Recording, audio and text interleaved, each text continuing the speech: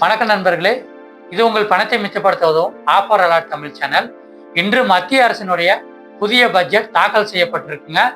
இந்த புதிய அறிவிப்புகளால நாம் அன்றாட பயன்படுத்தும் பொருட்களினுடைய விலை குறையுமா கூடுமா, இந்த புதிய பட்ஜெட்ல எந்த துறைகள் அதிக நன்மை அடைஞ்சிருக்கு, எந்தெந்த துறைகளுக்கு பாதிப்பு இருக்கு அப்படிங்கிறத நம்ம தெளிவா தெரிஞ்சுக்கிறது கட்டாயங்க.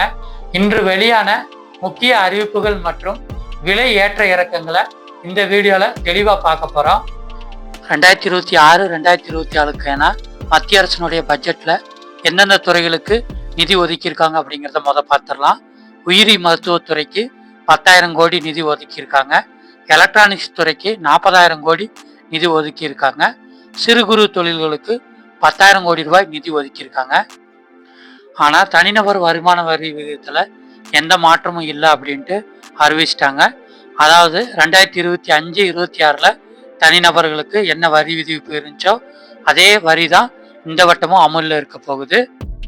மத்திய அரசினுடைய திட்டங்களை செயல்படுத்துவதற்கு இந்த 2026-2027 நிதியாண்டில் 16.7 லட்சம் கோடி கடன் வாங்கிறதுக்கான முடிவை மத்திய அரசு எடுத்திருக்காங்க.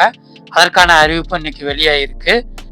அடுத்ததா, மகளிர் சுயஉதவி குழுக்கள் சார்பில் தயாரிக்கப்படும் பொருட்களை விற்பதற்கு சிமார்ட் அப்படிங்கிற பேர்ல விற்பனை நிலையங்கள் அமைக்கப்படும் அப்படின்ட்டு சொல்லியிருக்காங்க. இதன் மூலமா மகளிர் சுயஉதவி குழுக்களில் உள்ள பெண்களுக்கு அவங்களுடைய பொருட்களை எளிதில் விற்பதற்கு புதிதாக கடைகள் அமைக்கப்பட போகுது.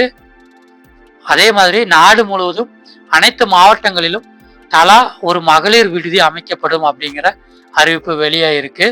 இது என்ன அப்படின்னா, இந்தியாவில் இருக்கிற எல்லா மாவட்டங்கள்லையும் பெண்கள் தங்குவதற்கு ஒரு விடுதி புதிதாக கட்டப்படும் அப்படிங்கிற அறிவிப்பு தான் இது. அடுத்ததா, புற்றுநோய் மருந்துகளுக்கான இறக்குமதி வரியை குறைச்சிருக்காங்க. அதே நேரத்தில் புற்றுநோய் சிகிச்சைக்கு பயன்படுத்தப்படும் 17 மருந்துகளுக்கான சுங்க வரியை சுத்தமாக நீக்கியிருக்காங்க. இதன் மூலமா புற்றுநோய்க்கு பயன்படுத்தப்படும் மருந்துகளுடைய விலை குறையிறதுக்கான வாய்ப்பு அதிகமாக இருக்கு.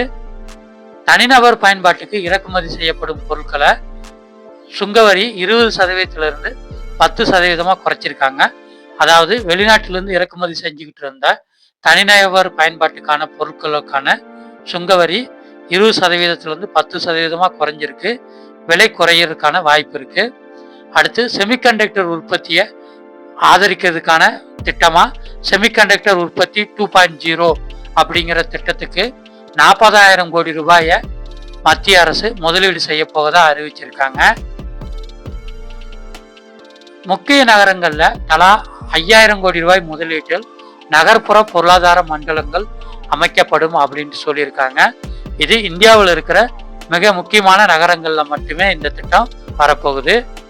அடுத்து, அனிமேஷன், விஎஃப்எக்ஸ், கேமிங் மற்றும் காமிக்ஸ் போன்ற துறைகளில் மாணவர்களை மேம்படுத்த 1,500 பள்ளிகளில் மற்றும் 500 கல்லூரிகளிலும் இந்த கண்டென்ட் கிரியேட்டர் லேப்ஸ்கள் புதுசாக திறக்க போகிறாங்க.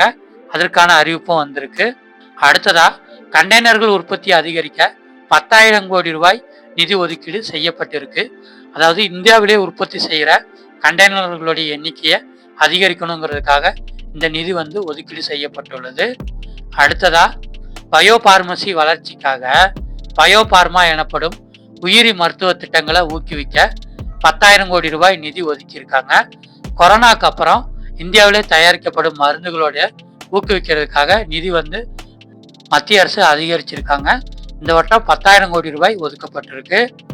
அடுத்ததா, சிறு குறு தொழில்களுக்கான அறிவிப்பு. சிறு குறு தொழில்களுக்கு 10,000 கோடி ரூபாய் நிதி ஒதுக்கியிருக்காங்க. இது புதிதாக தொழில் தொடங்குபவர்கள் மற்றும் ஏற்கனவே சிறு குறு தொழில்கள் நடத்துபவர்களை ஊக்குவிக்கும் விதமாக இந்த 10,000 கோடி ரூபாய் அறிவிக்கப்பட்டிருக்கு.